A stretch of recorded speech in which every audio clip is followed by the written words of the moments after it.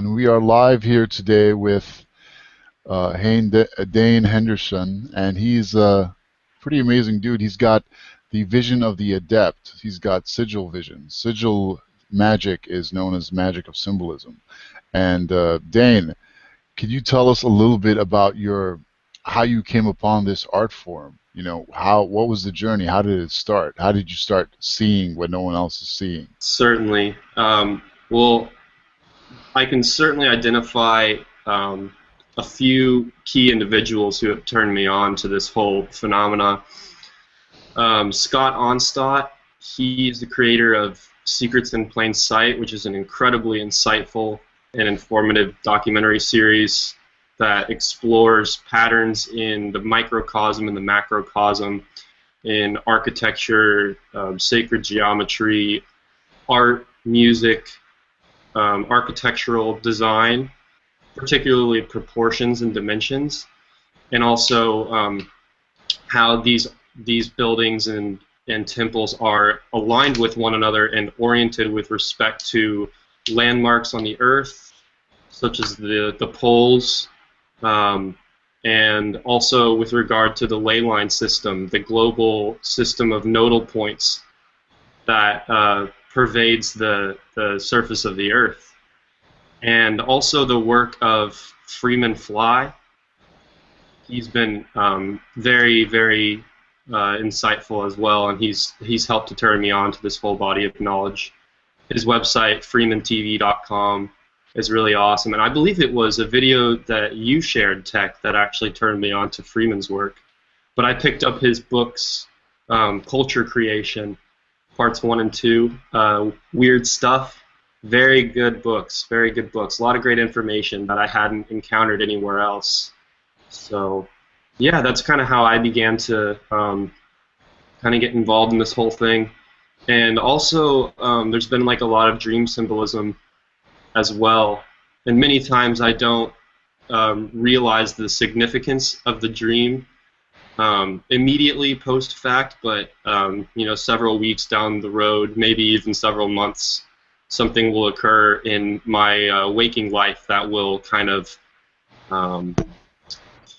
allow me to attribute some meaning to the dreams that I had. So, and I'm sure this is the case really with everybody, you know, but yeah, that's kind of where my personal journey has taken me thus far. So. Wow, and you're a pretty young dude. You just turned 21, right? Yes, that's correct. Yeah. So you have a lot of lucid dreams, yes, if I remember correctly. In fact, I had one last night. I was in a spaceship, and I was with another individual, and we were hurtling towards the sun. And it was incredibly vivid. I could feel the warmth of the solar radiation, you know, permeating through the spaceship windows, and we were so close that you could see solar flares and solar activity. It was amazing. But yeah, I have lucid dreams quite frequently. I guess I'll get into more of that in a little while. Yeah, I mean, dreams are like our peek into the ethereal or astral plane, you know. So you go there often, it seems, as you remember your dreams, and that's wonderful. Yes. But, if I could give any advice to anybody who's interested in this phenomenon, one of the best ways to remember your dreams is to begin to keep a dream journal and just to write down any dreams that you remember. And this will not only allow you to you know, go back and look at the details from dreams that you previously had in case you begin to forget them, but it'll kind of set this conscious intention within your mind to begin to pay more attention to your dreams and to be able to remember them more frequently and just to be more invested in that that etheric state of being, because it's so different than, you know, waking consciousness, but nonetheless it's just as important. Absolutely, absolutely, if not more so. So if not more so, yeah. As someone who doesn't have any dreams or doesn't remember his dreams, rather, can you give me some advice? You know, a former meathead who's trying to decalcify his pineal gland. Absolutely. I I had great success earlier this year infusing my water with quartz crystals. I was using double terminated clear quartz crystals, and that not only helped to kind of boost my energy level throughout the day, but it also allowed me to really be in tune during my the period of time that I was asleep and that I was traversing the astral plane. Um, and also not only keeping that intention to have lucid dreams, to remember your dreams, because that's very important. Intention precedes all action, and there are a number of things that you can do as far as supplementation is concerned as well. I highly recommend detoxing. I detox every day. I take a kind of a superfood blend. I know there's like spirulina, chlorella, there's algae extract. There's a lot of great stuff in there in the blend that I've got. But you can also, I've been taking Solostris paniculatus seeds. They're known colloquially as intellect tree seeds, and they've been used in Ayurvedic medicine for thousands of years, but they're only just now beginning to get, scientific attention here in the Western world. But they're an incredible resource. I can vouch for that myself. After I tried it after you mentioned it, and I Yeah. did just for like a few days, honestly, and I did feel like a really slight uptick in just being able to focus on things. Yes. Absolutely. It seems to have this remarkable ability to facilitate just being fully present in the moment and facilitate clarity of thought and clarity of mind, and that all carries over into the whenever you're asleep, it still affects you. So yeah, that's one that I can highly recommend from personal experience. So yeah, hopefully that may lead anyone who's interested in this phenomena in kind of the right direction if they're interested in exploring this type of stuff.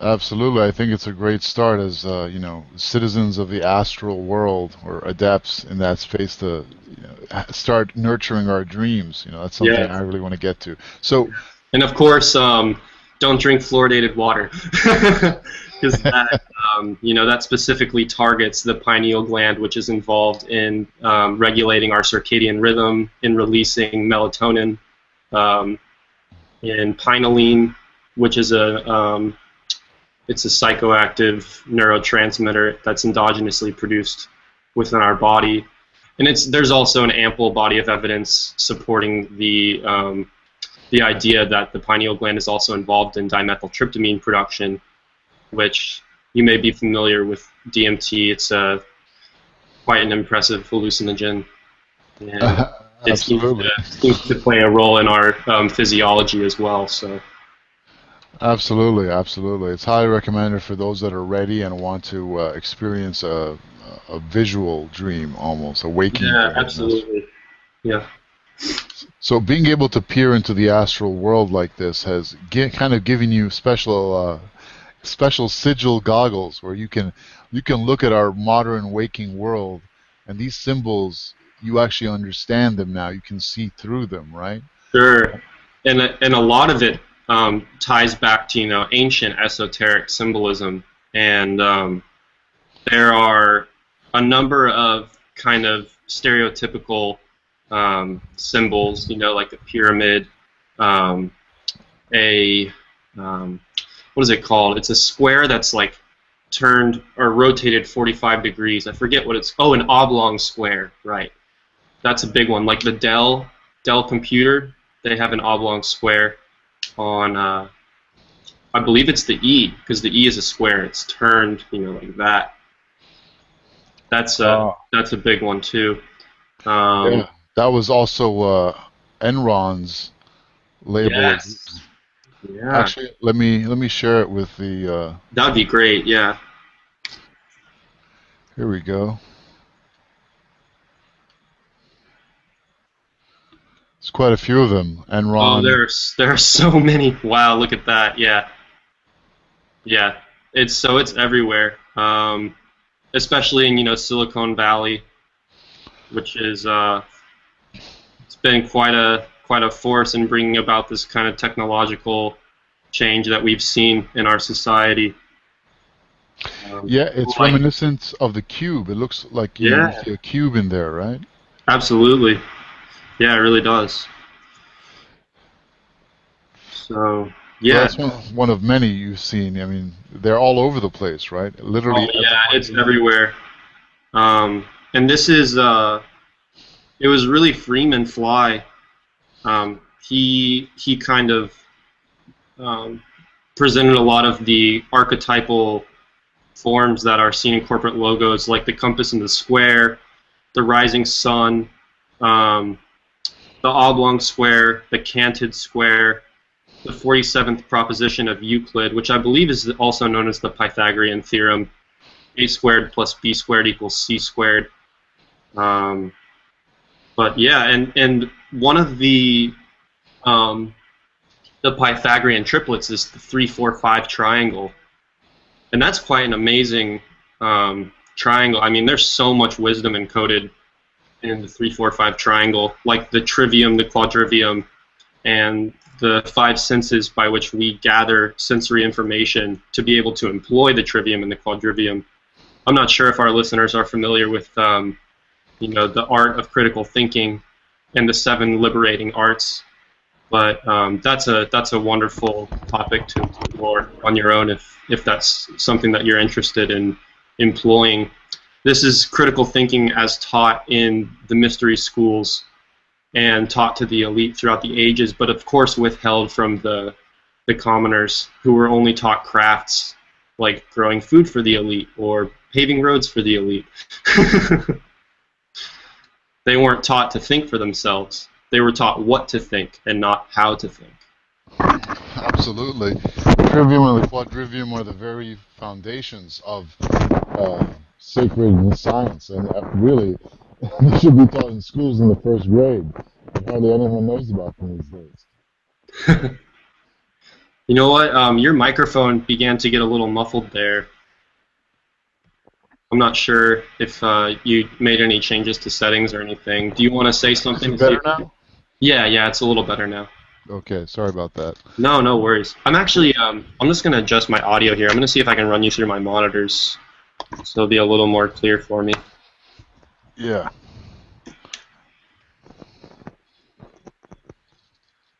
There we go.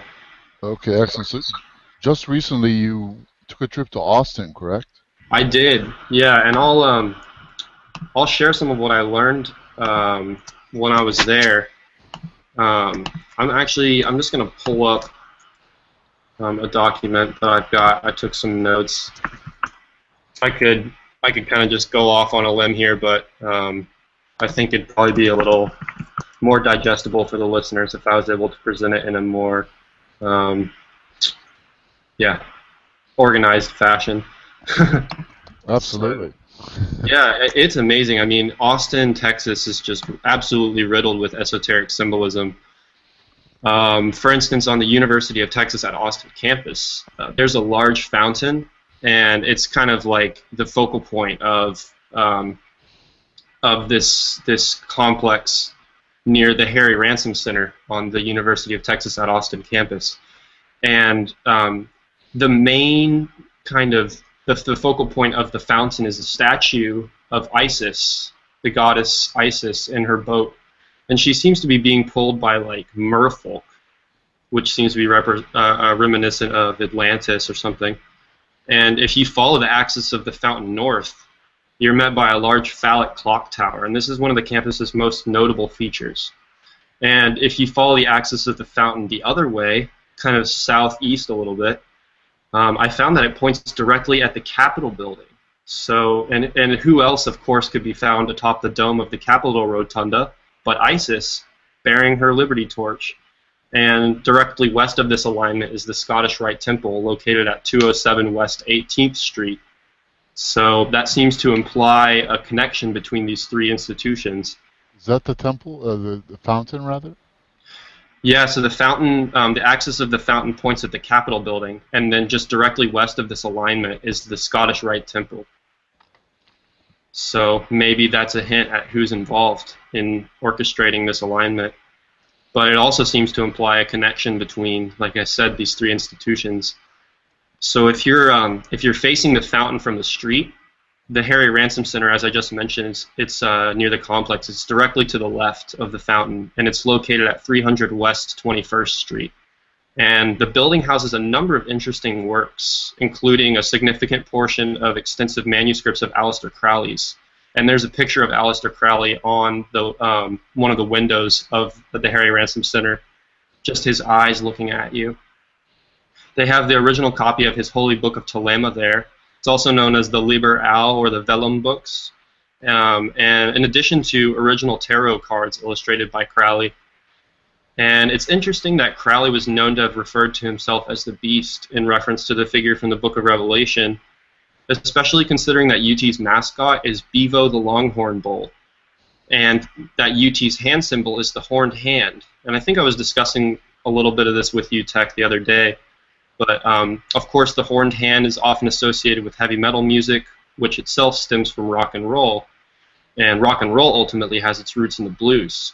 And many famous bluesmen, including Robert Johnson, were said to have made a deal with the devil in exchange for musical abilities. You know, the classic quote, "He sold his soul for rock and roll," kind of reflects how this concept permeated into rock music. So yeah, it's really interesting how that all kind of ties together.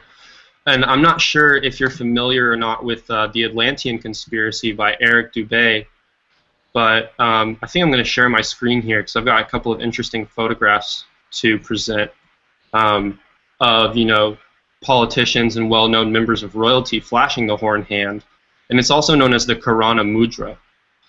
So let me see, I'll pull this up and I'll share my screen here. Yeah, those eyes, that's the picture. That's on the Harry Ransom Center. So let's see here. Yeah, he's quite the looker, this guy. Oh, yeah. They say he's related to Barbara Bush. Yeah. Who knows about that? But yeah, funny enough, that's the first picture I've got to show here. So this is George W. Bush flashing the horned hand. Here we have, you know, the Queen, some members of royalty, the same thing. You have to George Bush. click on the left, the little green icon, screen share, and then choose the picture you want to share, and I think it'll pop up. Oh, yeah. So I did screen share, and I clicked on screen. Okay. So is it sharing now? Yeah, it's gone black. I think something will pop up soon. No. Let me see. Oh, there we go. Is that working? Yes, I see it Okay. now. Okay, wonderful. So here's Barbara Bush and George Bush, George W. Bush, that is. You know, the Queen, George W. Bush again. And this book, The Atlantean Conspiracy, it has a lot of pictures of politicians, their family members, members of royal bloodlines, all flashing the horned hand. There's Reagan, Clinton, Prince William.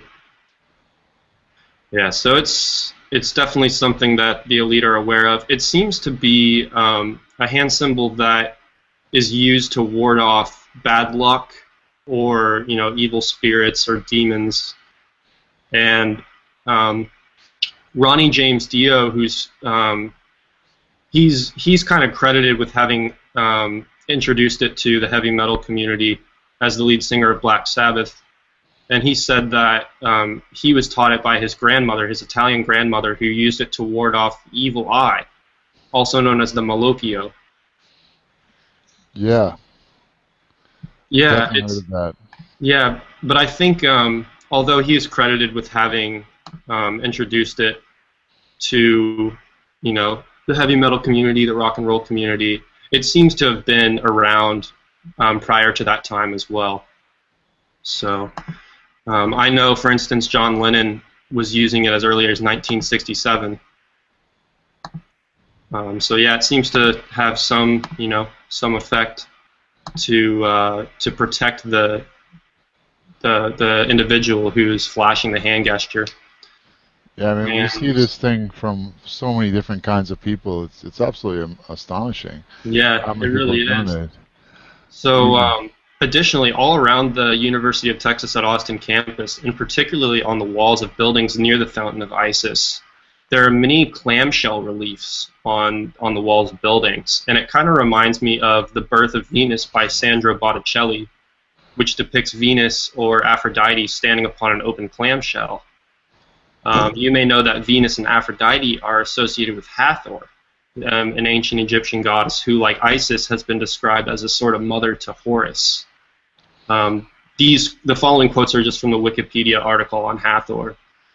Hathor may be the cow goddess who is depicted from an early date on a stone urn dating from the First Dynasty that suggests a role as sky goddess and a relationship to Horus, who as a sun god is housed in her. So in that regard, she's kind of connected to Horus as a mother figure. Here's another quote. In a complicated relationship, Hathor is at times the mother, daughter, and wife of Ra, and like Isis is at times described as the mother of Horus and associated with Bast. And Hathor is commonly depicted as a cow goddess with horns, in which is set a sun disk with Uraeus. So, you know, that seems to signify a relationship with the horned hand that's used by the University of Texas at Austin, as well as their mascot Bevo, who is a bull. You know, so and it's also interesting to note that Crowley said he was working to usher in a new age, the Aeon of Horus, the vengeful deity.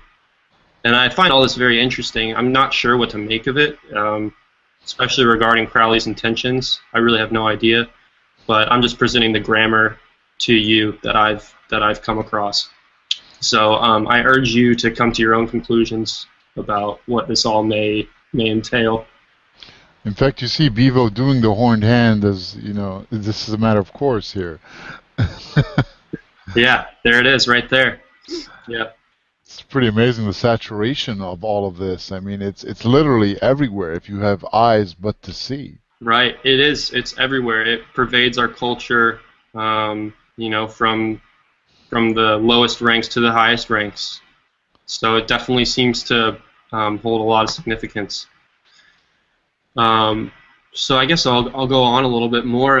As I explored the campus further, I came across a building, and it was pretty close to that phallic clock tower that I mentioned earlier. And on the wall of the building, there were 3 reliefs of faces. And each face, it made a particularly nasty facial expression. It looked pretty kind of malicious. And each face was adorned with a set of horns. So yeah, unfortunately, I was never given the name of this building, but I do know that it's very close to the clock tower. But yeah, additionally, in downtown Austin, the Frost Bank Tower, which is essentially the focal point of the skyline, it was designed to resemble an owl, and this to me seems to resonate with Isis. So yeah, very very interesting. And you know what? I think I'll try and pull up a picture of that as well. See if I can find a good one here. Yeah, there we go. I'm just gonna share my screen here once more. Yeah, that's the clock tower there. Yep. Let me see. It's quite a beautiful clock tower. I have to say, Austin, I've been there once. It's an incredibly beautiful city. Yeah, it really is. It's gorgeous. It's a lovely place. Just seems to be riddled with kind of esoteric symbolism. Some of it seems pretty dark to me. I'm not sure. You know, once again, I'm just not sure what to make of it. I'm still kind of trying to put pieces together myself. No, absolutely. I mean, there's nothing evil about sacred geometry and Not at all.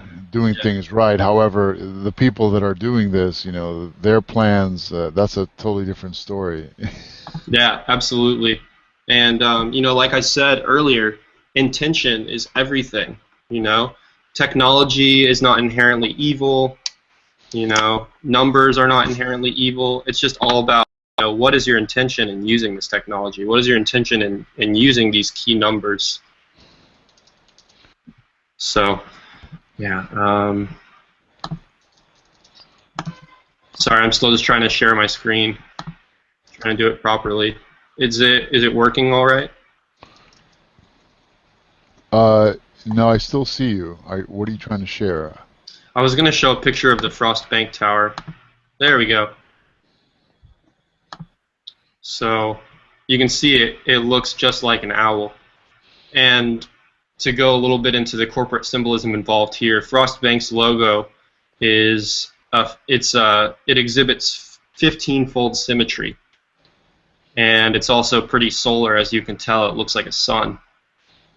So there are the two eyes, you know, of the owl, the beak, and let me see if I can pull up a picture of Isis. You can see the owl here, see her wings spread. So to me, this seems to resonate with Isis because, I mean, as I've already explained, there's so much symbolism of Isis already around Austin that it kind of led me to the conclusion that this must relate to the goddess as well. Yeah, this whole thing now with Isis. I mean, she's, you know, I was born in Egypt. I don't know much about Egyptology at all. So Right. I'm asking you, what does Isis signify? If they're pulling her out of the hat Yeah. right now, what are they planning? Like, do you have any insight on that? Well, to me, she seems to represent kind of maybe a dark goddess, because I know that the Bohemian Grove, they burn effigies beneath a giant owl. And once again, this seems to resonate with Isis. And as I mentioned earlier, Aleister Crowley was talking about ushering in the Aeon of Horus, the Age of Horus, the vengeful deity. So if you remember from the mythology of Isis and Osiris, Osiris was betrayed by his brother Set, who usurped the throne illegitimately. He killed Osiris, split him into 15 pieces, which seems to resonate with the Frost Bank 15-fold symmetry. And you know, he cut him into 15 pieces and locked all the pieces away, sent it down the river, and he threw his phallus, his penis, into the river, and it was eaten by a fish. So Yeah. So I she recovered all the pieces except for that one she kind of did, important piece. right? And then she crafted a golden phallus for him, and apparently, according to the mythos, the golden phallus is what impregnated her with, you know, the sun Horus, who is not only the sun S-O-N, but the sun S-U-N. He resonates with kind of solar features, I guess. You know, he resonates with Ra as well, the sun god. If I remember correctly, Horus carries the chariot, or he drives the chariot that carries Ra through the sky. It's very interesting when what you just mentioned. It seems like the advent of ISIS in the modern age is almost, it's like the impetus or the catalyst for the a coming in of a new entity into the world, like almost like a messiah or Yeah, anti-messiah or yeah, something like that. You yeah. know, And this to me, this idea of vengeance doesn't seem too lighthearted to me. It seems pretty dark, you know. Vengeance is not a very loving thing. exactly, especially if there's, you know, this terror group out there killing children, Yeah, murdering people, and under the name of ISIS. exactly. Yeah, it's a interesting name for a so-called Islamic terror group to choose. A pagan Egyptian goddess. Anyway, And but it's, what else have you seen in Austin that really caught your eye? let me check it out. Oh, for instance, I was visiting my friend, and he lives at a co-op off of a street called Pearl Street. Also, there's a bit of interference in your audio right now. It sounds like I'm not sure what it sounds like. Did something change? Is it better now? No, it's like this static when you talk. It's this, or move your hand. I'm not sure. Hmm. Yeah, I'm not sure. It may be like a network connectivity issue. Is it still pretty bad?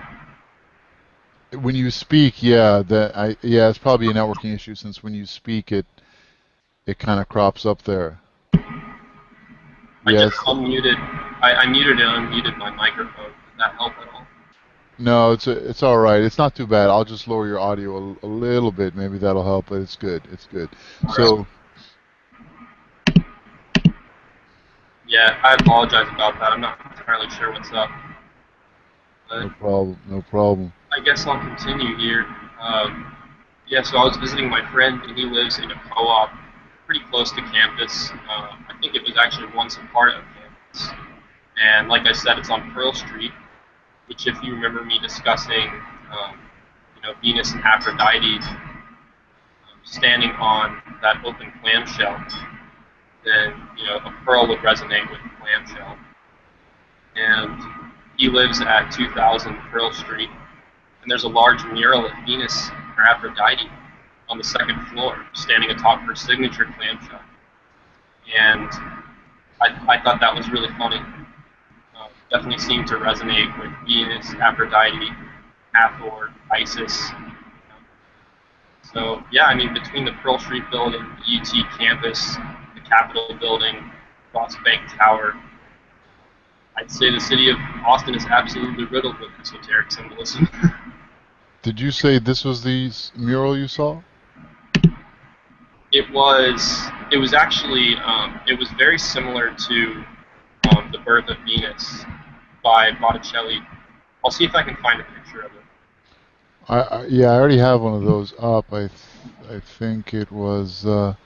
It's her, and she's standing nude. Her hair is kind of flowing. She's standing on a clamshell.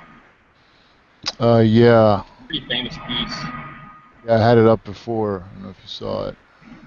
Sam Abs- Botticelli.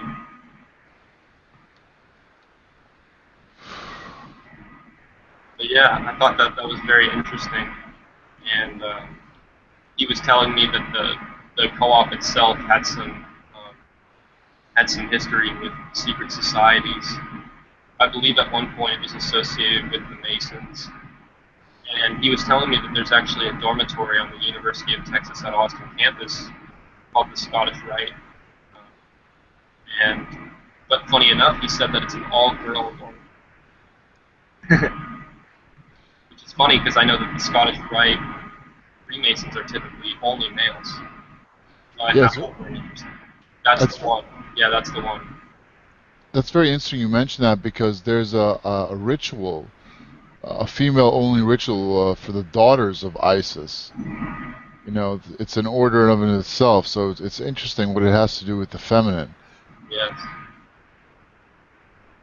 And it's funny because, in the past several thousand years, there has been this huge suppression of the feminine. You know, prior to that time, there were matrilineal and matriarchal societies. So, the female, the woman, the mother, was, the most important kind of figurehead, especially in determining, like, um, like I believe that the last name, the surname, was actually taken from mother, not father, or perhaps, at that time, a lot of surnames were given depending on where someone was coming from. I think of somebody like Leonardo da Vinci, Leonardo of Vinci, or Leonardo of Pisa, also known as Fibonacci. But yeah, I know that whenever you were going to pass on, some family heirloom or something, it would always come through the mother. But at some point, we moved over to a solar calendar that was based on 12 months instead of 13, because the 13-month calendar resonates with the moon. Because there are roughly 28 days in a lunar period, 28 times 13 is 364 plus 1 day. So in a lunar calendar, the day of the week would or the date in the month would always be the same day of the week, no matter what year it is. So that's no longer the case. We have this kind of jumbled mess that we call the Gregorian calendar. that's very kind of aperiodic in how it falls on the days of the week. And it seems to me to have been, and this is just my interpretation, nothing conclusive, but it seems to me that it was an attempt perhaps to kind of confound people, to upset the order that was established under this 13-month calendar. And ever since that time, with the suppression of the feminine, we've experienced kind of a polarization in the human mind toward the left brain, the analytical, the linear, the egocentric, the logical. And that's very important. It's incredibly important to exhibit those features, to recognize those features. But it's just as important to recognize the right brain, the creative, the super egocentric, the feminine. It's important to have a balance of them. It's important not to polarize oneself to either end of the spectrum and really to straddle them. And I know that that's kind of one of the ultimate goals of the mystery schools, was to establish a balance between creative and logical modes of thought in order to kind of stay in the middle. That's really where our power lies, is finding a balance. The middle path, yes, Yeah. the middle way. Yeah. They've clearly destroyed that and led us down a very left brain way of thinking, especially in science. Yes. Where it's all about mathematics, or what they want us to believe is proper mathematics, and understanding nature is completely out of the question. That's all. It's been completely annihilated. So it is. And I know that we're kind of discussing how in this day and age there's so much compartmentalization, so much polarization. It's like they try so hard to fit you into a category. You're either this or you're this. You're either, if we want to consider the left brain, the right brain, you're either strict linear thought, or you're just completely open-minded and you're not grounded in any sort of objective terms. Or, if you want to take this to the whole science versus spirituality debate, you're either a strict, ardent atheist, materialist, or you're a strict creationist who won't even consider any of the science at all. So, like I was saying, in every area of life, it's so important to achieve balance. It's so important to consider everything.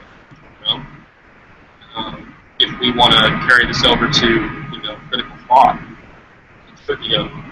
it's so important to consider the grammar, all of the grammar, from an unbiased perspective before you begin to jump to conclusions.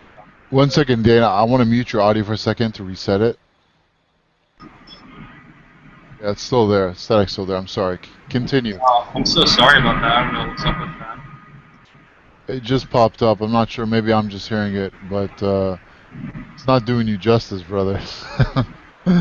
Maybe I could re-invite you in, and you could come back on. Maybe that would be something cool. Could you? Yeah, that'd be lovely. Hop off and hop back on.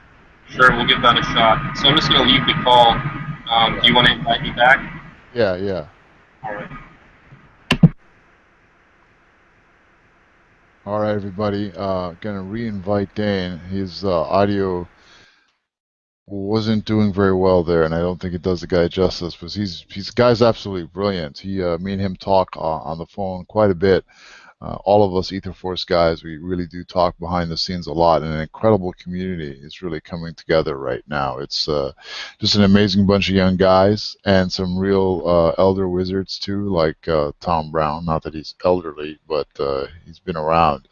Michael Thoreau and quite a few others. It's a really amazing group. Dane, are you back? Hey, is it any better now? Not really, but it's all right. At least we got you back. And that big smile. So, yeah, brother, it's pretty amazing what you've discovered. I mean, the vision that you've cultivated now, that's the real story, because you have an ability now to see things and recognize patterns. That's really the Yeah, key. Even if you don't have the intellectual knowledge base, as long as you can understand things, like you can recognize patterns, that really is very, very powerful, isn't it? right. And as I was kind of discussing before, I was let go to try and establish a better connection.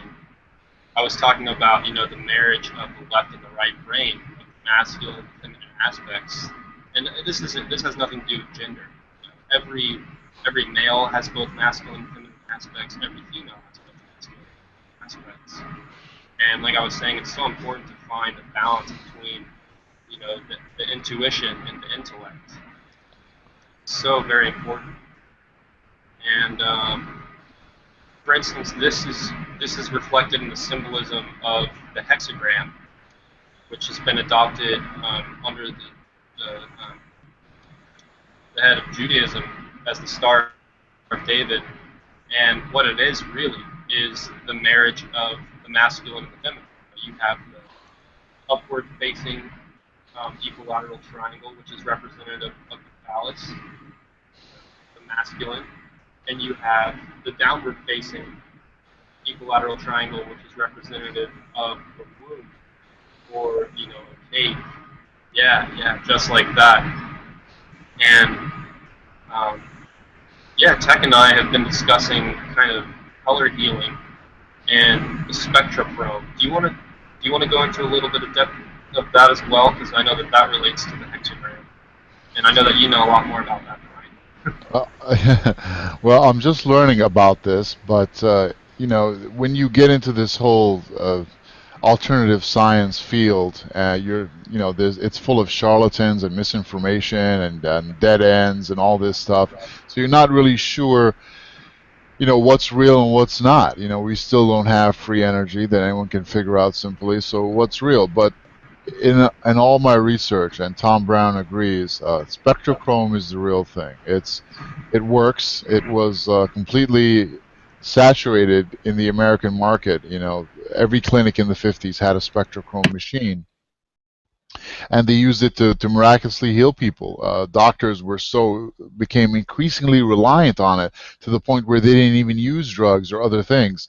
Uh, like someone would come in with extreme burns, and they would just shine a blue light on them, and they would be healed. So there's 6 different colors, core colors, and depending on which one you use, you get different effects. It's all quite magical, and it's extremely simple. You don't need a degree in advanced calculus to understand it. So I think it's pretty amazing, especially this symbol of the 6-pointed star. They say that the 2 symbols that teach you most about the ether are the 6-pointed star and the swastika, oddly enough, and they actually go together. So it seems that the 6-pointed star teaches us about the construction of the ether in terms of colors, and the swastika shows us, has clues to its motion and how its dynamics aspects work. It's all quite interesting, but it really does tie in with the whole sigil magic. Since it is sigil magic, if you look at it, it's all symbology. It's all communicating with symbols instead of words and numbers, right? I can't hear you, Dane. Are you Yeah. muted? Okay. Sorry. Just want to make sure there's no feedback. Something interesting about kind of tying into symbolism and relating to the Nazis and Aleister Crowley. Aleister Crowley introduced a hand symbol, the V for victory. And you may know that the letter Vav is the 6th letter of the Hebrew alphabet. But V also resonates with the Roman numeral for 5. So V both resonates with 6 and 5. And the relationship of 6 to 5 is something that is heavily embedded within esoteric symbolism and esoteric exploration. But that's another tangent. I may come back to that later. He introduced the V for Victory symbol to Winston Churchill during World War II in order to kind of scare Hitler, who was very heavily involved with the cult of the sun. And I'm not entirely sure what the specifics are, but he introduced it to Winston Churchill and encouraged him to use it, in public appearances as often as possible to make Hitler really paranoid. That's the one, yeah. And furthermore, this V for Victory symbol was adopted by the psychedelic community, the counterculture community of the 60s. And so it's funny to note that, intelligence agencies like the CIA, OSS, they were heavily involved with the orchestration of the countercultural revolution.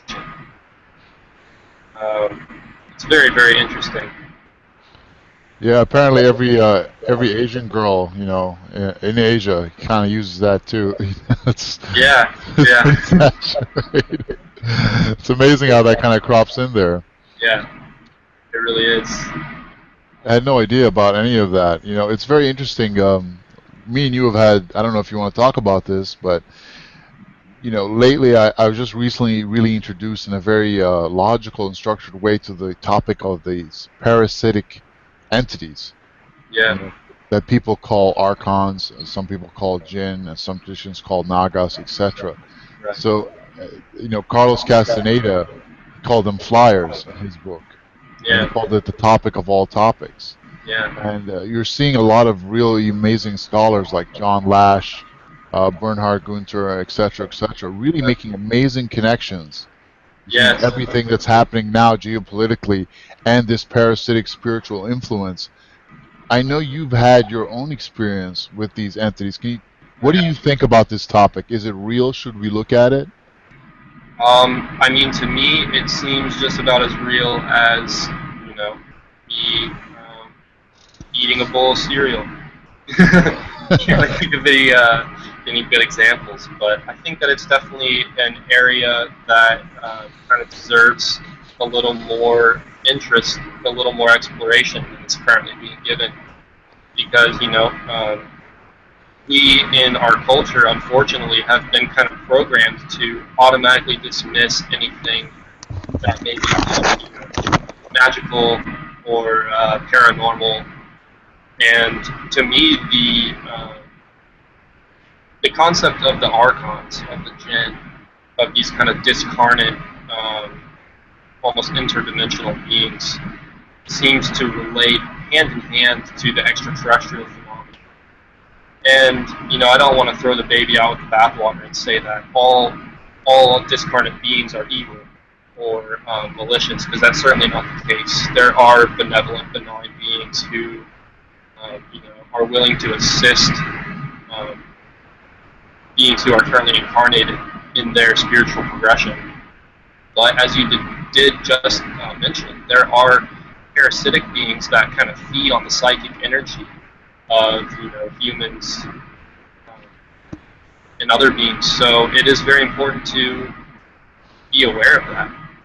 To not allow yourself to be a victim in this kind of psychic vandalism, because that's really what it is. And you did mention that I've had my own experiences. I certainly have, especially in dream states and in altered states of consciousness. Yeah, it's pretty wild, man. Yeah, it's a very strange thing. There's a great article, I think it was by Bernhard Gunther, where he talks about, where I believe he was quoting another great writer, Laura Gedajcik, I can't pronounce her last name, where she basically talks about how during certain human rituals, where like say where you're at a nightclub and everyone's dropping ecstasy, MDMA, and several other things, etc., or even psychedelics, you're in a very vulnerable state when you're on those Absolutely. substances. Spiritually vulnerable. You open yourself up. When you open up your third eye, you can see more and you can take in more. And all of these parasitic entities take that opportunity to cling on to us. Yeah. To me, that makes a lot of sense because people think that, oh, you can only get good things from these experiences. But in my experiences, when I was with the wrong people and I did this stuff, I came out of the situation in a much darker state. Oh yeah. And people have this kind of idealistic conceptualization of like going to, for instance, South America, having a life-changing experience with a shaman. And that's not, once again, to throw the baby out with the bathwater. There are incredible shamans who are, willing to heal and to assist people in spiritual growth. But, for every shaman that's willing to help, there are dark shamans who are just in it for the money, who are using their shamanic abilities for selfish ends, for malicious purposes, and it's a very real thing, and I think that it deserves, once again, more attention than it's currently being given. And it's very aware, it's very important to be aware that this phenomenon is taking place, especially if you're going to put yourself in a vulnerable position. If you're going to undertake a shamanic experience, it's important to go into it knowing what may happen, and it's important to equip yourself with the proper tools, so to speak, to be able to deal with it if it does happen. To be able to, not put yourself in that position of victimhood. But in doing so, you will grow, and it's of course important to have those experiences in the first place to be able to learn from them. So, yeah, that's kind of what I have to say about that. Are you still with me, Tech? Oh, sorry, I had my mic muted. I was talking the entire time. I'm sorry. No. Yeah, I agree with you completely. We all have to start taking these rituals a lot more seriously, especially if Absolutely. we're doing psychedelics or anything else like that. Because if you look at ancient rituals, there were three components in every ancient ritual that were absolutely required, right? Which was a sacred elder, a sacred place, and extreme trauma. And it would all always happen in a very fast, very short period of time, right? And then after that, things would dramatically change. You'd have a new title, new responsibilities, etc. Now we just kind of go to the club, get messed up, hang out with a bunch of sleazeballs, pop some drugs, and expect to be enlightened. It's not the way it should be. But yeah, I think we're getting there. Because the sacred elder, we don't have many of those around. The sacred place, we still do have those places, right, out in nature. Yeah. Right? Yeah. And also these places that are built, like these fountains and temples, like these are sacred places. Unfortunately, a lot of them have been infiltrated, right, by the bad guys. Yeah. But It's so funny that, for instance, whenever the colonists, the imperialists came over to the New World, but pretty much wherever they went, all over the world, they had a tendency of building their churches right smack dab on top of ancient holy sites, which to me seems to indicate that there's some sort of like vortices at these sites, some sort of like energy conglomeration, which I think ties into the global ley line and nodal point system that I was discussing earlier.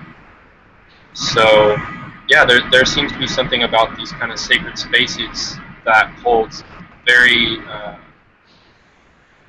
very like important kind of significance. yeah, you really blew my mind when you related the global ley line grid to an etheric meridian grid. The same way the acupuncture points on the human body are overlaid, right? Right. It's a living system. It is very much so, and a couple of days ago, I had this kind of epiphany, or like this kind of revelation regarding a possible explanation of the mechanism of action behind the global ley line system. I think I was explaining to you yesterday, but I'll go ahead and repeat it now for our listeners. I believe that it all ties back to the phenomenon known as wave cymatics. And I'm not sure if you're able to pull up a picture to kind of demonstrate the wave cymatics phenomenon. But basically, if you're not familiar with it, it has to do with either something like sand particles or water, or I know one of the substances most heavily used is non-Newtonian fluid, which is like cornstarch and water. Oh yeah, beautiful. So basically what happens is if you put these sand particles on a plate, or water on a plate, or a non-Newtonian fluid on a plate, and you stimulate it with by exposing it to a frequency, by either bowing the plate with a violin bow, or exposing it to frequencies that are being emitted by an amplifier placed beneath the plate, or even by resonating the human voice through some kind of chamber in order to stimulate substance on the plate, it will induce these incredible symmetrical geometric forms. And I believe that the same kind of phenomena applies to the Earth as a whole, but on a three-dimensional level. So, the fundamental frequencies that resonate within the cavity of the Earth, they interact with one another in such a way that on the surface of the Earth, they create, they induce this cymatic pattern. Due to the compressions and rarefactions of the waves, they'll induce this system of nodes and ley lines just by their very nature. It's just something that's kind of intrinsically part of our planet. And once again, the temple builders,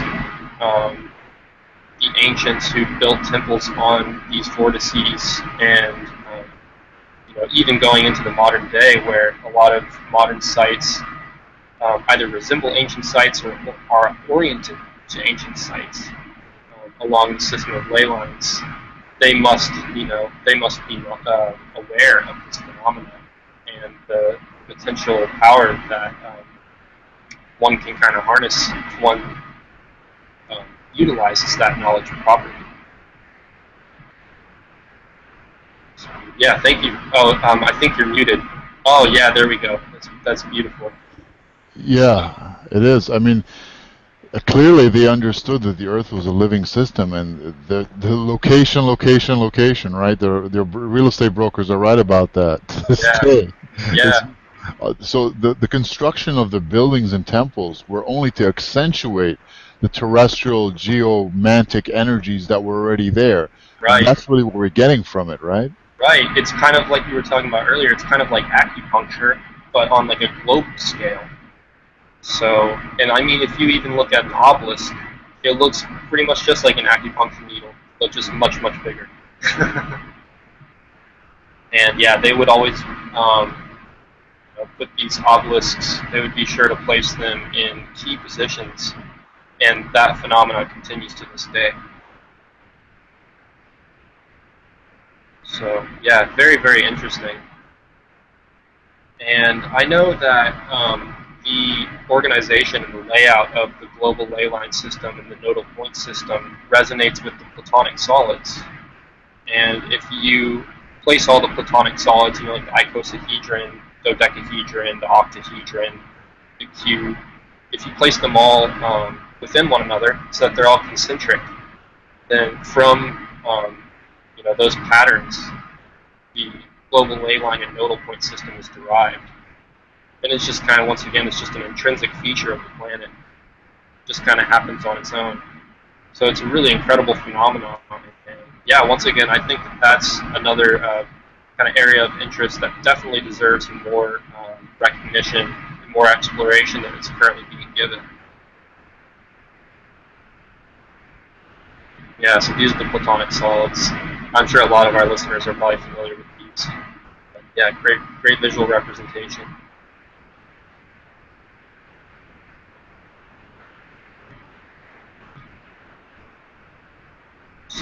Yeah. Oh, I think you're muted. Yeah. Okay. So this would be the Earth. You can see how you can see the platonic solids in here. Like this is very similar to a lot of the ley line diagrams I've seen of the planet Earth, and you can see the platonic solids here very clearly. Yeah. It's pretty amazing, you know. Like that's why Pluto said that let no one enter his university that was not familiar with geometry. It really is that important. Right. And I mean, yeah, geometry, the basic principles of geometry really govern everything.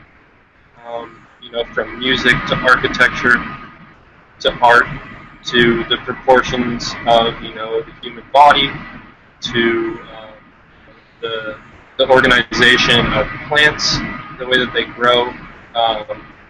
One example that I can think of is the structure of the dragonfly eye. It's comprised of hexagons, and just beautiful, beautiful representation of sacred geometry you know, found in Did you say nature. dragonfly wings? Dragonfly eyes, but also the wings as well. But I think the wings use a multitude of shapes, whereas the eyes are specifically hexagons. That's very interesting. Let's see if that's true. Let's put that to the test. Let's hold on a second. All right. I'm not a dragonfly, but this is very interesting. Yeah. So you can see it's just hexagons. And the way that they fit together is beautiful. Absolutely beautiful. And you can even consider the structure of honeycombs in beehives. Another just perfect example of sacred geometry being found in nature as one of the fundamental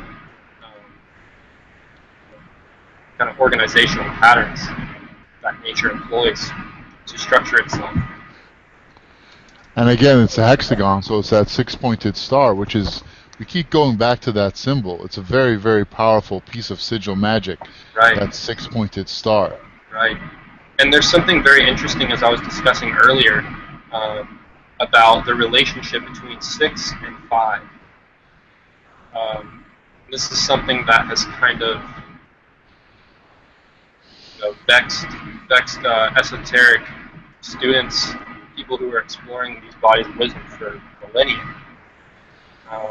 You have, for instance, Scott Onstott likes to give the example of the snowflake and the flower, or the honeycomb and the flower. You know, the bees need the flowers, and the flowers need the bees.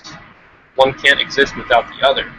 So it's funny that, in the structure of the eye of the bee, in the structure of the honeycomb, we see this hexagon formation.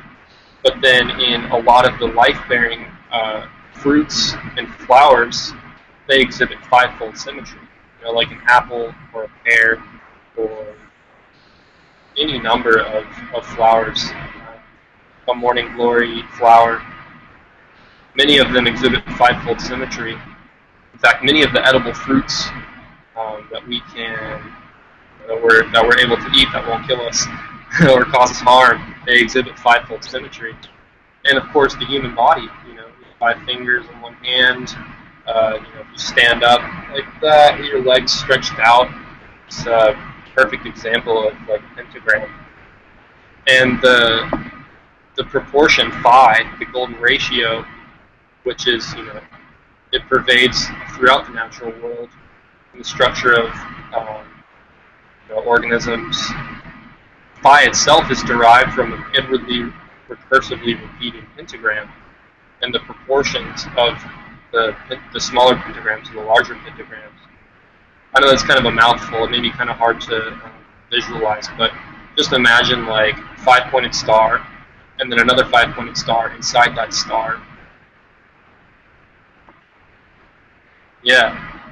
So like if you were to rotate that brighter red star so that the points line up with the meeting points of the larger star, then the ratio would be 1.618, which is 5. Very, very interesting. And I know that this relationship of 6 to 5 is something that can be found in the molecular structure of a lot of the endogenous neurotransmitters that our body produces, like serotonin, melatonin. It can also be found in dimethyltryptamine, in lysergic acid diethylamide, LSD, in psilocybin and psilocin, which are two psychedelic compounds that are found in psilocybin mushroom. And it can also be found in the building blocks of DNA.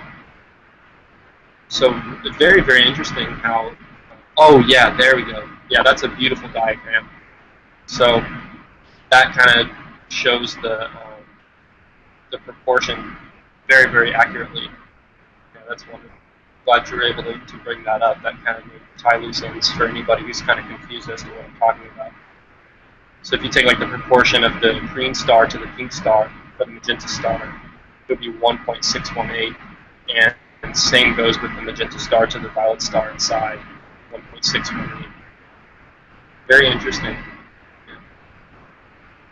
And one more compound, pinealine, which is a neurotransmitter produced by the brain. It's like one of the, if not the most powerful antioxidant that we know of.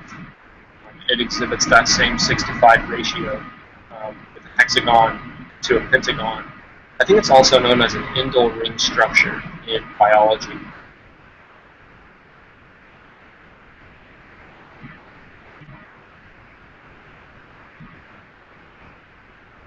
I'm muted. Sorry about that. What Oh, is no it called worries. again?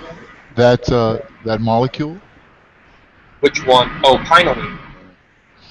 And you turned me on to the work of Ananda Bosman. It was Ananda Bosman who brought that compound to my attention, pinealine and harmaline. And I know that in the sacred ayahuasca rituals, harmaline is one of the compounds present in the brew that allows the dimethyltryptamine to be orally active.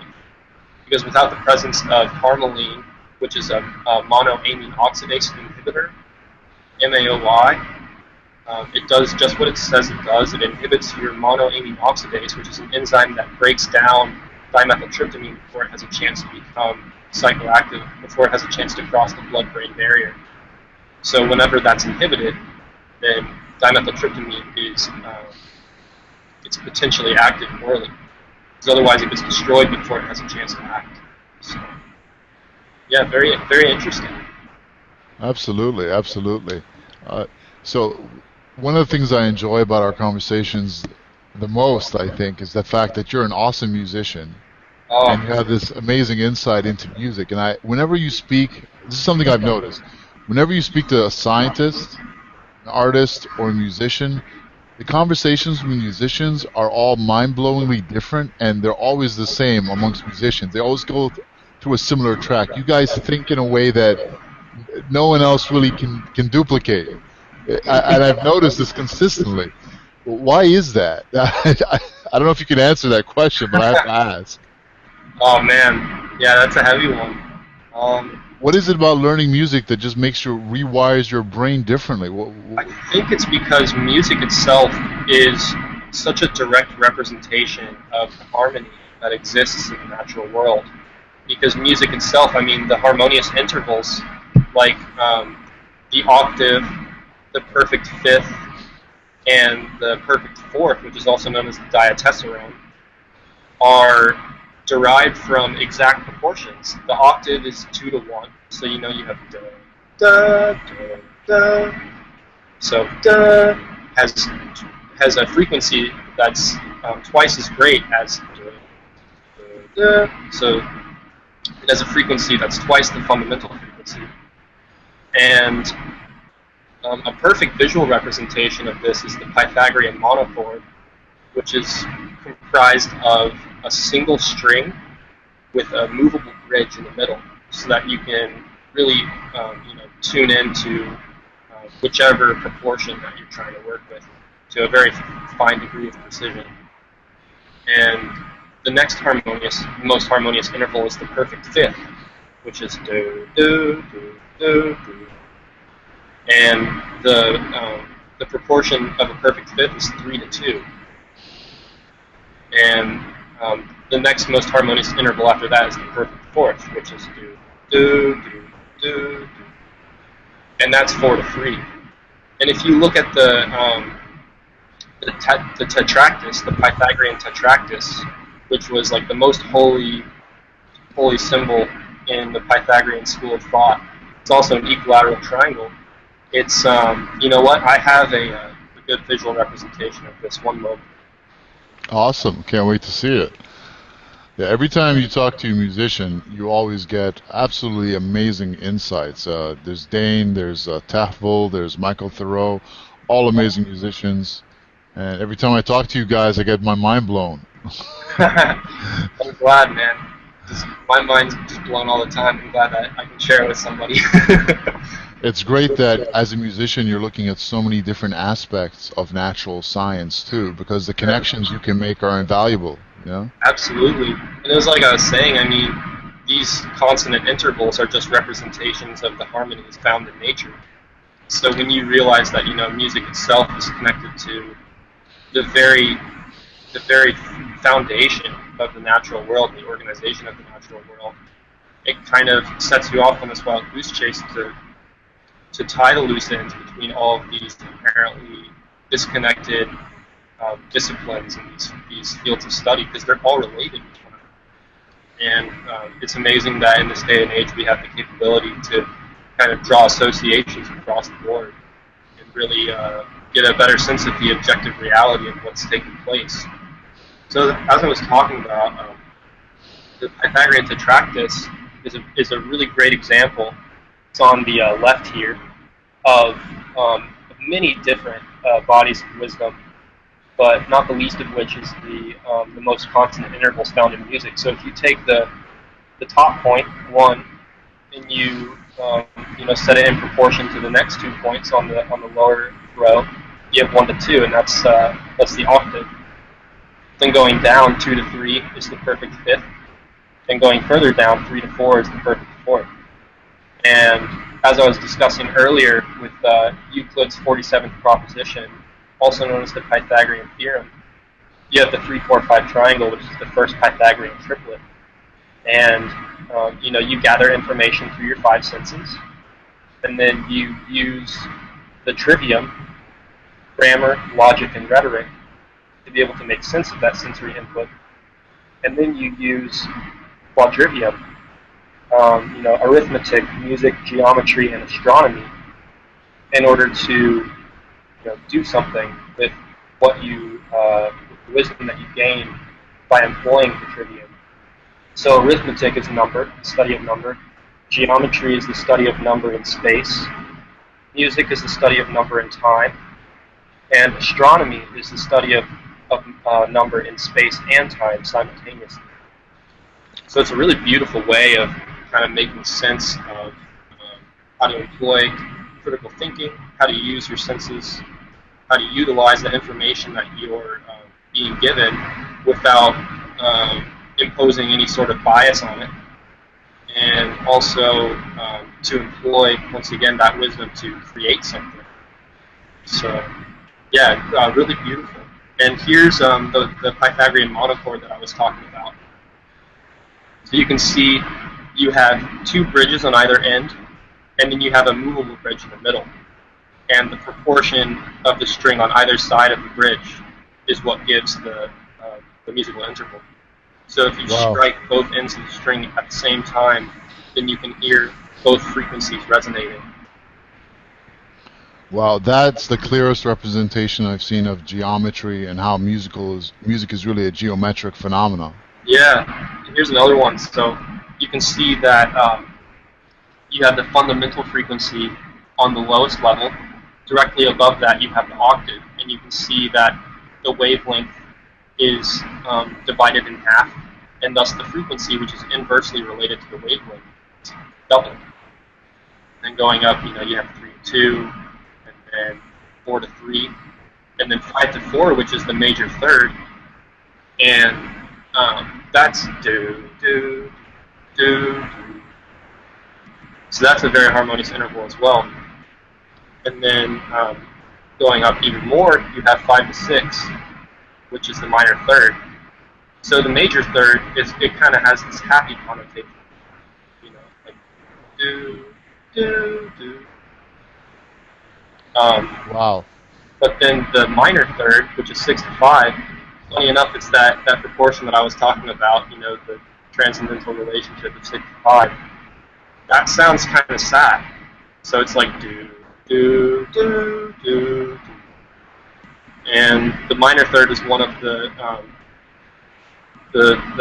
intervals found in the blues scale, which is do, do, do, do, do, do, do. Oh, sorry, do, do, do, do, do, do, do, do, do, do, do. And it kind of sounds a little sad, kind of bluesy. So. It's also very interesting. I have to interject here as a tech geek. Those numbers like 256, 512, those are all like designations of RAM and memory that you see over and over and again. It's like, and you wonder why. Why 256? Why is the resolution 1280? Why is, where does that stuff come from? So obviously there were some real architects that, the original computer scientists were very aware of all of this stuff, and they were building this out in the 60s and 70s, Right. And like I was discussing earlier, there are these kind of key numbers. And Scott Onstad, he kind of brought my attention to these key numbers. He likes to call them the cosmic sequence. So beginning at 27, you multiply 27 by 2, you get 54. And you multiply that by 2, you get 108. 108 is a really interesting number because the molar mass of silver is 108. And the radius of the moon is 1,080 miles to 99.9% accuracy. And that's just 108 moved over a decimal place. It's a very special number in Vedic numerology and Hebrew numerology. Absolutely. Yeah, the prayer beads, I think they usually have 108 beads whenever they're going through the mantras. So they'll kind of count the beads as they go along. But yeah, if you multiply 108 by 2, you get 216. And 2,160 is the diameter of the moon to 99.9% accuracy. And 216 is an interesting number because it relates to 666. Because 6 times 6 times 6 is 216. And yeah, that's an interesting number. I know that it resonates with the magic square of the sun, which is a 6 by 6 grid in which all the rows and columns add up to 111. But if you take the sum of all the rows or all the columns, you get 666. And it's interesting because in the Babylonian, the sexagesimal system, which is a base 60 system, 111 equals 666 in a base 10 system. So there's kind of this resonance between 111 and 666. But anyways, if you multiply 216 times 2, you get 432, which is a very harmonious frequency. The sun, for instance, is 432,000 miles by a measure of its radius to 99.9% accuracy. So it's really interesting. And then also, if you multiply 432 times 2, you get 864. And 864 is a very interesting number because the diameter of the sun is 864,000 miles to 99.9% accuracy. And if you take it was the gematria of King Solomon, it's 864. I'm going to pull up a document that I made about some gematria correlations that I've kind of come across, and I think I shared this with you, but I'll go ahead and share it with our listeners as well.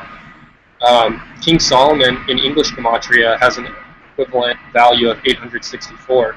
So the principle behind gematria is you assign a numerical value to each letter of the alphabet, and in doing so, you're able to derive a specific numerical value for like a word or a phrase. And it's interesting because Mark of the Beast also has an English gematria value of 864. And it's interesting because in the book of Revelation 13:18, it reads, "Here's wisdom, let him that hath understanding count the number of the beast, for it is the number of a man, and his number is 666. And in 1 Kings 10:14, it reads, "Now the weight of gold which came into Solomon in 1 year was 666 talents of gold."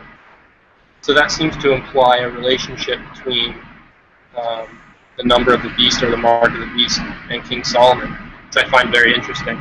And also how they relate with 864, which is encoded in the dimensions of the sun.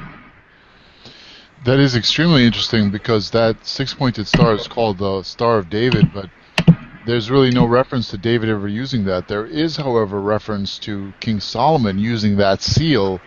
He used it often. In fact, you see it on mosques as well in the Middle East, that six-pointed star. You see it often. So they say that King Solomon God gave him the gift of summoning the jinn, and the jinn would work for him. Right. So they say he used that somehow, in some way, working with them. But it's a very interesting thing how this relates to Solomon. Yeah, it's very interesting. And also, Hiram Abiff, who was credited with the design of King Solomon's temple, he was, I think he was the king of Tyre, which was a neighboring kingdom during that time. And Hiram Abiff has a gematria value of 273. And so does Ar Ganaz, which means the hidden light, that has 273 gematria value. The stone which the builders refused has a gematria value of 273. The all-seeing eye has a gematria value of 273. And from the tree of life has a gematria value of 273. And Scott brought the number 273 to my attention as a key number, because 273 days is the rough estimate of the gestation period of human, roughly 9 months or so. It's also the period of time between the summer solstice and the vernal equinox. So it's very interesting. And also, 27.3 days is, I believe it's the period for the lunar sidereal orbit, which is that relative to, it's either relative to the fixed stars or relative to the sun.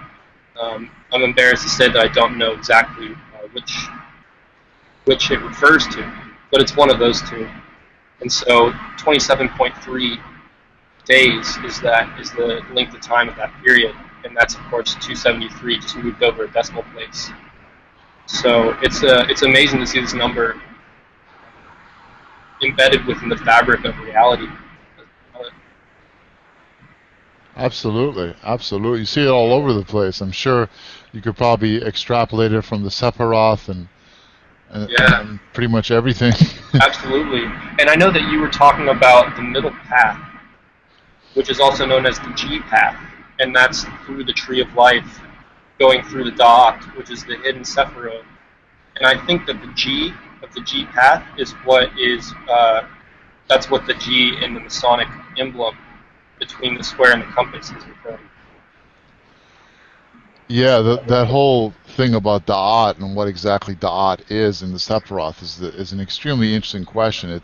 It really has been forbidden for a long time. I believe Moses Levy, he was the guy that first really brought that out to the public. They killed him. His own people killed him, because apparently they didn't want that knowledge out there. But you see Da'at is in the middle right there at the top, and it's usually not shown in that diagram at all. I've heard one leading scientist, Richard Miller, he described it to me when I asked him about it as that kind of stone you use to hop to your destination, and it disappears the moment you don't see it when you need it, but you have to believe that it's there and you can hop on it and it'll get you to your destination and then disappear. That's how he described it, which I thought was interesting. I don't know anything else about that. Yeah, it's interesting. That seems to be maybe. This is just speculation. I have no idea if this is actually true, but maybe it's related to the fact that the stone which the builders refused has a gematria value of 273, and from the tree of life has a gematria value of 273. That's interesting. That stone which the builders refused, I've heard that referenced many times in popular culture. I don't know anything about it. Could you go into that a little bit for us? Unfortunately, I'm in the same boat as you, and I don't know too much about what it means. But like you, I've come across it in many places, so maybe that's a sign to investigate. It's a very interesting entity, really. It's so saturated in popular culture. The stone that the builders refused. Yeah, You and know, I've heard so it referenced to Jesus often, like he was the stone that the builders refused, and he's oh now the really? cornerstone. Yeah, Wow. it kind of makes sense, right? They rejected him, and Yeah. now he's, he's pretty prominent.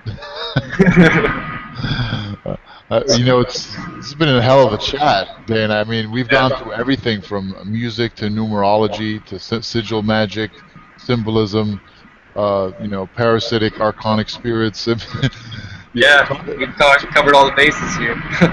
talk about defying specialization or exclusion and what was that term? Compartmentalization. Yes. You've absolutely destroyed it, brother. Like you're the worst nightmare, man. You refuse to be boxed in. Yeah. How did And you that's get the?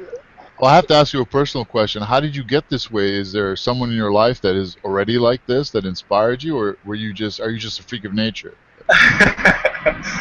I've I've always had an intrinsic curiosity for trying to put the pieces together. I've always asked a bunch of questions, and like you were saying, um, it's like it's like refusing to be rationalized. And I'm gonna pull up. I have a new album coming out. As you mentioned, I'm Oh, a musician, and I have my debut album coming out within. I think it's gonna be released on September 9th, 9/9. And wow. I'm gonna go ahead and show the album artwork for that here, if you don't mind. Oh, please. I've heard your tracks So, before on SoundCloud, and they're absolutely amazing. oh, awesome. So this is a representation of the transcendental refusing to be caged by the rational. So you can see the kind of geometrical human form comprised of very linear, rigid structures, and then bursting out is the transcendental essence, curvy, abstract, refusing to be contained, like I said. And then the human form is kind of embedded within a geometrical structure known as the isotropic vector matrix, or the vector equilibrium, which was explored at length by Buckminster Fuller in the early 20th century. And he he explained that it's related to the shape or the structure of the ether, and it's like a very stable shape, and so it's very difficult to perceive unless it's upset, and that's why the ether is so subtle, and it has this kind of 12-fold symmetry, and it's in that way it resembles a dodecahedron, which is a platonic solid. But it's not a platonic solid because it doesn't have the same shape on every face. It actually is comprised of equilateral triangles and squares. So that's kind of the difference there. But it's interesting. It's called a vector equilibrium because the magnitude of the vectors emanating from the center going to the midpoint of each face is equal. And I think it's one of the only shapes that's the case. It's really interesting. Like I said, Absolutely. it's a very stable structure. It's absolutely awesome. I can't wait to hear this. So September 9th, you say? Yes, September 9th. And yeah, the album is called Universe, and it's by my artist name is Starseed. So yeah, be on the lookout. Hope you guys enjoy if you're able to check it out. I've been working really hard on it. So where can we find it? SoundCloud? Yeah, SoundCloud.com/Starseed, and also starseed.bandcamp.com. Okay. So it's Starseed on SoundCloud and Bandcamp. Do you have a Reverb Nation too, or? I don't. Maybe I should get one. That's a good idea. Yeah, your music is awesome, man. It's very Oh, exciting. thank you so September much. 9th. What's even more awesome is that what we're starting to see now is a rebirth, a renaissance in music, where I've heard some figures like, okay, the music labels have taken a major dive. They're taking in less money than ever before. However, there's more music being produced now than ever before by Yes. independent artists, Yes. and quite a few of them are awakened. maybe not to your level, but there are, we're seeing a more and more of these awakened artists who understand all this and are really saturating their music with all this sacred numerology, geometry, and just hermetic knowledge. It's really beautiful to see this happening now. Yeah, it's amazing. Um, whereas in some regards, we are kind of in a new dark age in some senses, being held in this kind of servitude, this debt slavery to this technocratic kind of institutions. In many ways, we are experiencing a new renaissance as well. And I believe that the new renaissance greatly overshadows any sort of concept of a new dark age. I think that it's a new age of wisdom. Never before have we had the internet at our hands to be able to allow the collective wisdom of humanity to gather and to be accessible at our fingertips at any point in space and time. So that's an amazing thing, and I mean, as long as we continue to utilize that, I think some incredible things are going to take place during our lifetime. Absolutely, absolutely. Having the tools there, the base there, as in like the internet, that's great. What's even greater is that there's people like you that are just popping up, like, without fear, in pure defiance of the system, and you're creating beauty, like you're creating beautiful things that attract people, especially the music. This music is, we've had this chat before about how Satan is a real entity and he's actually a jinn, and if you get into the Gnostic and Islamic talks about what he actually is, it really explains this intelligence that's really poisoned the world. And one of the tidbits you get from the ancient Sufi lore about him is that in heaven he was in charge of music. And that makes a lot of sense. It really does. I guess I don't want to jump to conclusions, but from what I have gathered, there seemed to be this kind of Luciferian force behind the music industry these days. Especially in like the top 40s, it's all just a bunch of garbage.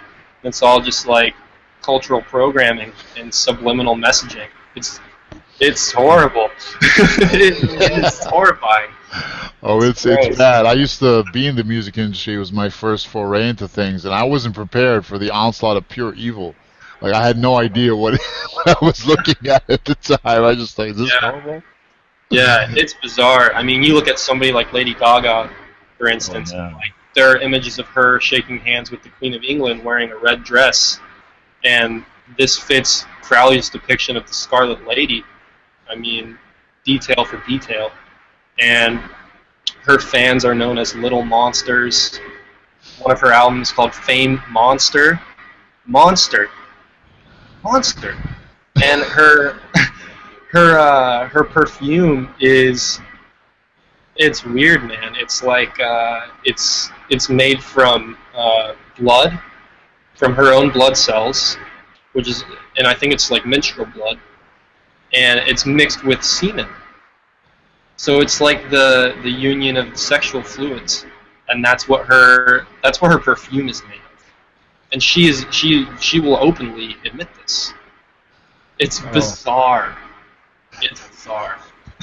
Oh my goodness, I didn't realize that. That's frightening. It's weird, man. Also, like, you can see pictures of Madonna, who, of course, that Madonna resonates with, Venus and Aphrodite, who I was discussing earlier.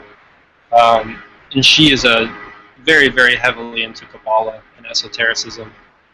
There is a video of her at a show with Britney Spears and Christina Aguilera, who were both part of the Mickey Mouse Club.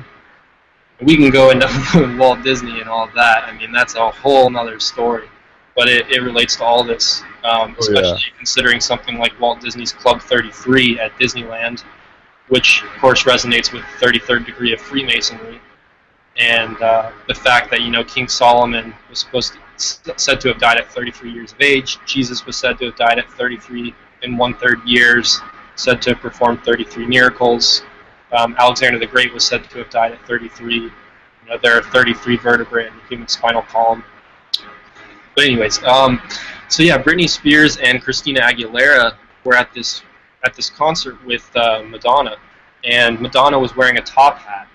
And she went down a set of stairs, and then she passed on the hat to Britney Spears, and it was like a big kind of ritual, like a symbolic ritual, and you can see many depictions of the goddess handing off a crown of like a wreath to it's like a to mark the next individual in a line of disciplic succession. So it ties back, to ancient symbolism from thousands of years ago, and a lot of the kind of more, I would consider to be more the dark forces in the music industry these days are still employing these esoteric symbols for some reason. Who knows why? I think we already know why. They're just trying to lower our vibration, and it's predictive programming, and they have to maintain a certain level of honesty, at least, about what their intentions are. That way, they can say, hey, they obviously wanted this since we were being so open with our agenda. They just didn't want to see. Yeah. Think about it, right? Yeah, man. They have a tendency of taking the inaction of the people as apathy or as acceptance. The way that I see it, if you're not directly opposing evil, then you are an accomplice to evil through your inaction. Absolutely, brother. That's the way that I see it. So it really is a choice, that everybody must make. And we're making it right now, through your gnosis, through us learning and connecting with each other. We're really starting to form a network here of people that are awake and they're not afraid to share our teachings with others. Yeah. That really is quite scary for them because they've had complete control of the mainstream media for a while right now. Yeah. But now with the birth of the alternative media, it's really giving birth to something far more powerful, which is a new culture. Yeah. A culture of resistance. Yes, and it's all founded on grassroots organization, on communal organization. And that's more important now than it's ever been. Absolutely, absolutely. When the good guys start saying, hey, wait a minute, this is not just a matter of making new friends, it's a matter of survival right now. When we start breaking bread, amazing things start to happen. Magical things. Yeah. Yeah, man. It's beautiful. It's important to, try to intellectualize as much as you can, but like I said, the transcendental cannot be contained by the rational. And I think it's also equally important to always maintain that childlike sense of wonder and amazement about the world, because the world is a magical place and life is a magical experience. And it's so beautiful to be able to take part in it, to be able to experience it. Absolutely, brother. Those are inspiring words. I want to reach out to everyone right now and just say, if you're on our wavelength, and if you're listening to this, you definitely are. Reach out to us. Reach out to someone in New Earth, someone in Ether Force, and make friends. Say hi. We don't know how many other Dane Hendersons there are out there. There's probably quite a few. There's more of us good guys out there than we think. Because we usually keep our mouths shut. We usually keep to ourselves and don't talk to anyone. But that's changing. Yep. And the hermits are coming out of the cave. Absolutely, man. It's happening. It's an amazing thing. It's like, because when you wake up, we've had this conversation, like the hardest part of waking up is the loneliness. Yeah. You realize, I'm in the Matrix and I can't talk to my own family. I can't talk to my own friends. Who am I going to talk to? Yeah, you think you're all alone, but then the second that you realize that you're not the only one, it changes everything.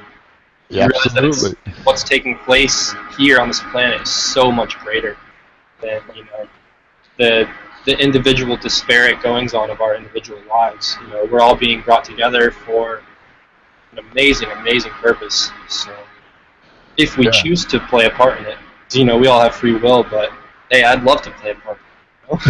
You already are, brother. For sharing this knowledge with us, and who knows where it's going to lead. I want to get more knowledge from you because I'm super impressed by you, brother, and I have a lot of respect for you. You are an absolute fiend for just gathering the grammar, getting the information together, and the connections your mind makes are absolutely astounding. Things that I would never have figured out. no matter how, even at my best, I just wouldn't see things in that way. You see things in that way, and that's why we all have to start connecting. Yeah. You're going to see this more and more from us. Like, we're going to bring in scientists, electricians, musicians, artists, people from all walks of life you think would never have any kind of dialogue. We have some common ground. Yeah. Yeah, it's amazing. It was like I was saying earlier, we have a tendency to think that all of these fields of discipline are disconnected from one another. There's so much specialization, but we have a really beautiful opportunity to come together and to allow our collective wisdom to culminate and to flourish and to transmute into something even more beautiful.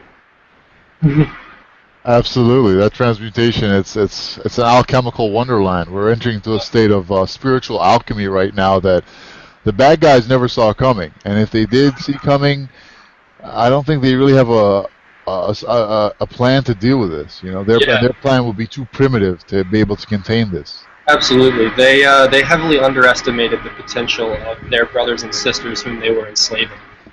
So, I guess it worked out in our favor. Oh, absolutely. Let's continue to fight the good fight. We will, brother. Thanks to people like yourself who are not afraid to come out and just give. This is an act of giving. You too, man. Seriously, I admire your work. I can't even. I don't have words to express how grateful I am for having come into contact with you and for all of the incredible bodies of wisdom that you've introduced me to. So. Yeah, and I just want to thank you so much for that, brother. I appreciate it. I just want to make it clear to people, like 2 years ago, I was a total meathead. I was, doing mixed martial arts and stuff, and I had a girlfriend who was trying to open me up to things, but I was just too dense, so I was a total, no-hoper. And I went from that to, joining up and starting Ether Force with a friend of mine and just going down this incredible path of alternative science and spirituality and consciousness. So for someone to go completely from, Meathoodville to that should give anyone hope. Because if I can come around, anyone can come around. And look at the people that I'm being blessed with meeting. People like you and Tom Brown, HL, Michael Thoreau. I mean, there's just a small army gathering right now. It's mind-blowing, man. It's almost kind of scary. I almost kind of feel bad for the Rothschilds. I want to maybe send them $1. All right, brother. It's been awesome. I really enjoyed this. I hope we'll do it again really soon. So September 9th is when your album drops. Yes. SoundCloud, Starseed, yes. And Bandcamp, starseed.bandcamp.com. Yes. Okay, awesome. You want to give a shout out to anyone? Man, give a shout out to the Holy Spirit, unifying us, allowing us to come together at this beautiful time in our history. Because to me, it really seems like it's all or nothing, Absolutely. There's no shades of gray here, man. You're either with the angels or you're with the demons, Pick your side. Yeah. And we're going for it all this time, too, right? No compromises. No compromises. Awesome, brother. Peace out, brother. Thank you so much. I will see you again. All right. Take care, brother. See you. Peace. And the force be with you. Likewise.